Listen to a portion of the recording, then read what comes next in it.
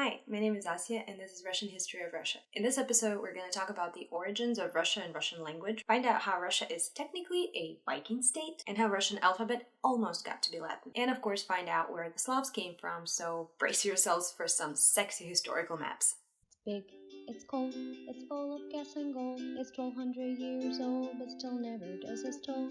We're Christians, but not really Europeans, but from Asia. We send the dogs to space and kill the tsars on occasion. We drink sodas made from bread, eat our enemies in kasha, and that's why it's so fun to study history of Russia. So, history of Russia begins with Slavs, not these Slavs. Although, technically, Slavic people by the end of the Great Migration roamed Central Europe. We don't know that much about these guys for the same reasons we don't know that much about American Indians or many other Aboriginal people. They didn't have a written language. When you can't write down what's going on, when you die, memory of these events tends to die with you. Adds a whole new perspective to updating your Facebook status, doesn't it?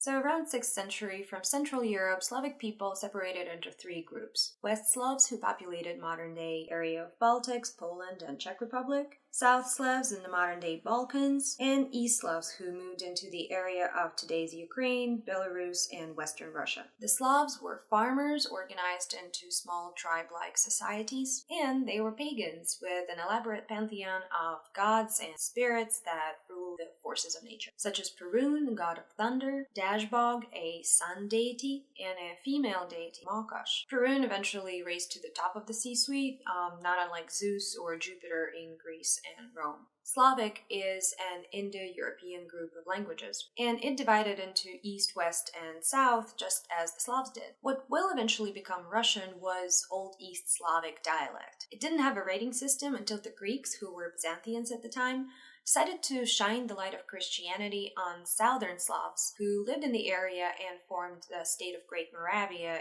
in the first half of the 9th century. The ruler of Moravia wanted his own Moravian priests trained. He first actually approached the Pope and asked if Rome could send teachers to help train the priests. The Pope apparently thought that it's a terrible idea and shut him down, and he reached out to Byzantium Emperor, who felt a bit more generous and decided to send 2 Greek monks. These 2 monks were named Cyril, or Kirill, how we pronounce it in Russian, and Methodius. They were originally from the area that actually had a lot of Slavs, so they spoke some Slavic languages. So before they went, they did their homework. They invented an alphabet. It was called Glagolitic, and it was the first writing system for Slavic languages. It was based on a Greek alphabet with a few letters invented to account for the sounds that didn't exist in the original Greek, and a few decades later, for the reasons really unknown, it was replaced with another alphabet. That is the alphabet called Cyrillic that became the one we all know and love. To you, both of these probably look quite cryptic, but to me, only one does. This Old Church Slavonic is not what we use today, but it is readable to any native Russian, Ukrainian, or Belarusian speaker. The beginning of the first Russian state, known as Kievan Rus, or just Rus, is closely tied to Europe's hottest Northmen, Vikings, and also super debated throughout history. The most important source we have about this period and up until 12th century is Повесть временных лет, or The Tale of Bygone Years, also known as Primary Chronicle. It's a manuscript written by a monk named Nestor around 1111 that follows the history of early Rus state. So the Primary Chronicle tells a story of how in 862, Slavs living in the area of Novgorod city, which is around 200 kilometers or 120 miles south of today's St. Petersburg, rebelled against Vikings who would occasionally visit and politely ask for tributes. They won, but proceeded to fight each other. Now in Nestors Chronicle, Rus is an already existing state. Viking state, the one that Slavs rebel against. What happens next is a subject of many epistolary fights among historians, and probably a reason for a few punches thrown in real life. Nestor writes, "They said to themselves, 'Let us seek a prince who may rule over us and judge us according to the law.'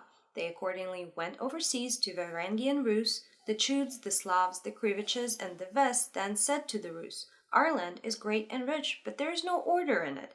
Come to rule and reign over us.' They thus selected 3 brothers with their kinfolk who took with them all the Rus and migrated. Two of the brothers immediately die, and Rurik, the only surviving brother, becomes the ruler of all Rus state conglomerate, and the father of the new ruling dynasty, one of only two that ever ruled Russia, Rurikoviches and Romanovs.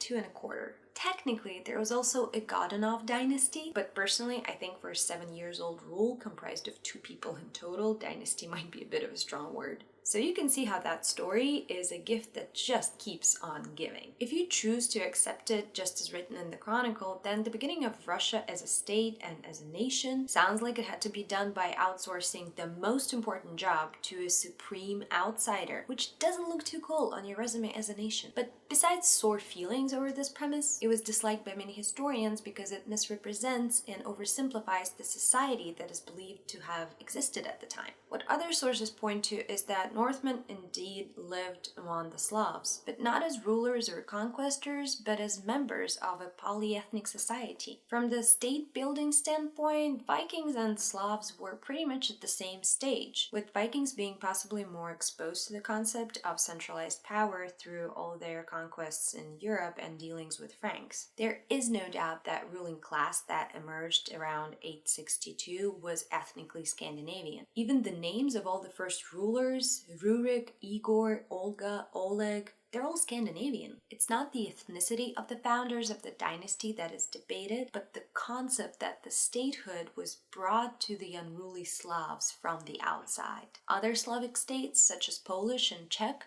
emerged around the same time, and even before that there was a state of Great Moravia formed by the South Slavs. So it's doubtful that they didn't, get the concept. Modern take on the events suggests that Rurik's state emerged as a polyethnic tribal conglomerate, and it's its geographical location in the heart of the Slavic tribe's habitat that made it a Slavic state, especially as it proceeded to evolve and expand south and include more and more tribes. That expansion south is actually how it became Kievan Rus, not just Rus. City of Kiev was taken from Khazars, a Turkic state located to the south that will continue to throw shade on Rus for another century. When the city was captured, Scandinavian and Slavs just moved in and continued to assimilate and include more and more tribes that surrounded the area. I like this approach a lot because it allows you to break out of really easy and understandable for us today paradigm that centralized power is just a given. Many nomadic and tribal societies existed without it for a really long time. There just wasn't a concept that there has to be a figure of a leader who rules everybody, as well as a national identity. And without that identity, you can't really view yourselves as Slavs versus Scandinavians. These lines just weren't drawn yet.